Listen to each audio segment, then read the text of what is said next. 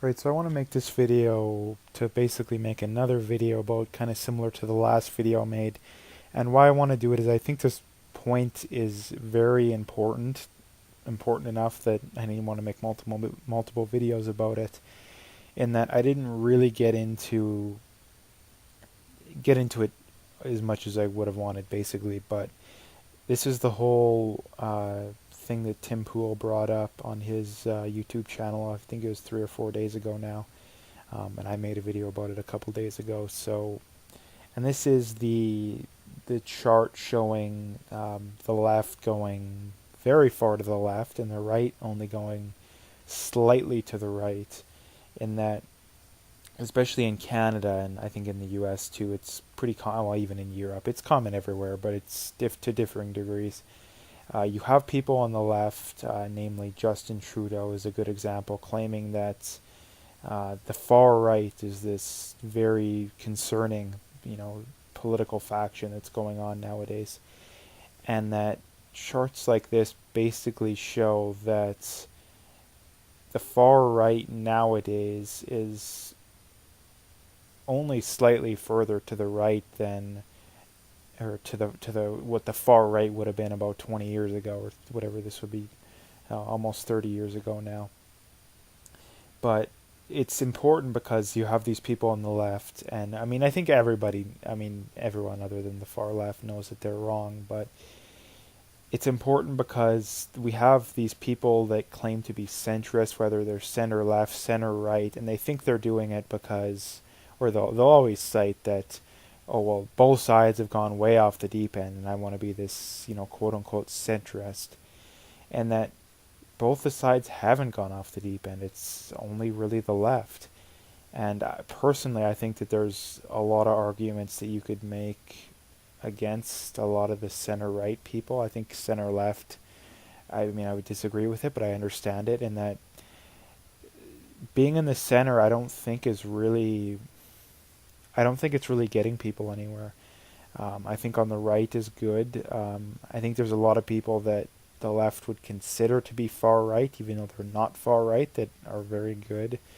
Um, uh, but what I wanted to get at is that the left has gone off the deep end, and charts like this just prove it. And there's other ones too, and this was done by the Pew Research Center too, so it's not biased in any way, shape, or form for anyone who's going to bring that up. In that the left has gone off the deep end, and if you're going to be someone who's actually a centrist, the left is still going to think you're far right anyways. Like the Conservative Party of Canada is very, very centrist. They are to the left of even conservatives of 10 years ago. And you still have people like Justin Trudeau claiming that Scheer, the leader of the Conservatives, is a white nationalist and all this BS. And that they're going to call you white nationalist, far right, no matter if you're to the right of them on anything. So whether you're true, like you could be like a liberal of like 30, 40 years ago, like an actual liberal, and that's still far right compared to where the average leftist is at nowadays. And the reason that they're going so far to the left is pretty simple in my mind, at least, in that they don't really get called on it. But they get called on it by people on the right, but they don't get called on it by these people in the middle, because these people in the middle, which there's a lot of these people, and I don't want to go too far out on a limb, but the people in the middle, they treat both sides as the same, and that the left is going way to the left, the right is going slightly, hence the word slightly, to the right, and they treat them as if they're one and of the same. So you have these people on the left thinking that, hey, we're not really going that far, like, we're just going a little bit, like we just want just a little bit of socialism, a little bit of that, but in reality they're going way out there, and the conservatives are barely moving, and they're, the criticism is the same on both sides. So you have the conservatives who tend to be people who have a lot of self-doubt, which is why another reason why there's only been a slight movement is that conservatives tend to have a lot of self-doubt in their political beliefs, and liberals tend to be absolutely sure, even if it's, you have most of these people on the left who can't bring themselves to criticize communism and even a lot of socialist regimes, namely Venezuela and whatnot. But you have these people on the right who, the slightest little thing goes wrong, and they're self-doubt up there, as much as they can possibly do. So basically what I wanted to hammer home here is that the people in the center, you need to start being more honest with things and stop pretending that both sides have gone off the deep end when it's just the left. And I mean, I don't really care if you're going to be in the center, just actually be honest with people, because if it keeps going this way, well, the political parties are just going to keep going more and more to the left anyways, because you have political parties that are going to fill the void no matter what. So, I mean, in Canada, we have the Conservatives basically filling the void of, to where honestly where a Liberal would be, 20, 30 years ago. They're basically Liberals. And then you have the PPC, which just came in, that's filled in the more, actual conservative, board, like libertarian kind of thing. So, not being honest with the situation is just going to breed hostility and contempt on the true far right and the true far left.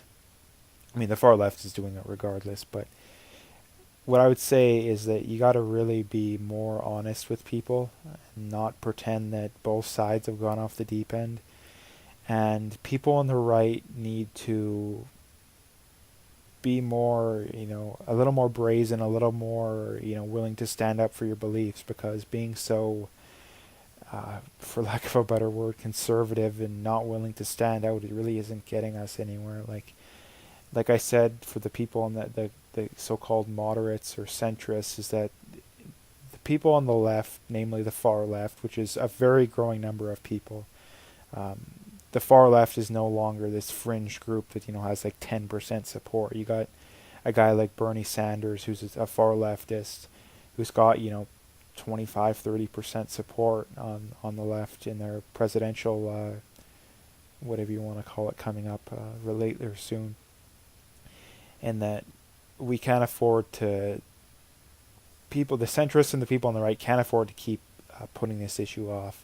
If they keep going the way they're going, things are going to go bad.